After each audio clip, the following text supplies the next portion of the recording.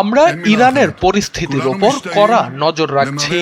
স্বাধীনতা, সমৃদ্ধি এবং ন্যায় বিচারের জন্য ইরানের জনগণের এই বীরত্বপূর্ণ সংগ্রাম দেখে আমরা মুগ্ধ না হয়ে পারছি না।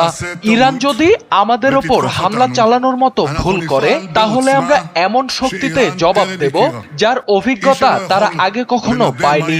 আগামীকাল ইরানে কি ঘটবে তা নিশ্চিত করে কেউ বলতে পারে না। তবে একটি বিষয় নিশ্চিত, যাই ঘটুক না কেন, পরিস্থিতি আর আগের মতো থাকবে না।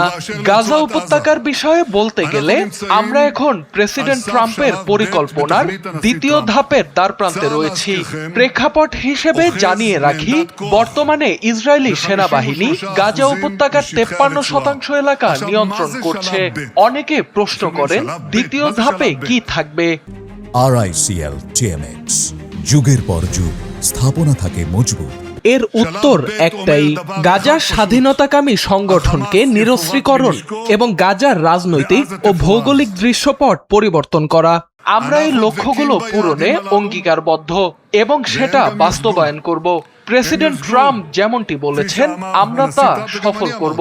আর আমিও যেমনটা বলেছি, হয় আমরা এটা সহজে করব, নয়তো কঠিন পথ বেছে নেব।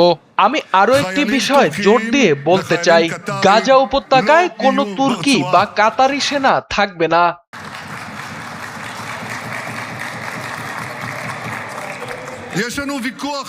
আমরা যুক্তরাষ্ট্রে আমাদের বন্ধুদের সঙ্গে আলোচনা করেছি গাজায় কার্যক্রম তদারকির জন্য একটি উপদেষ্টা পরিষদ গঠনের বিষয়ে।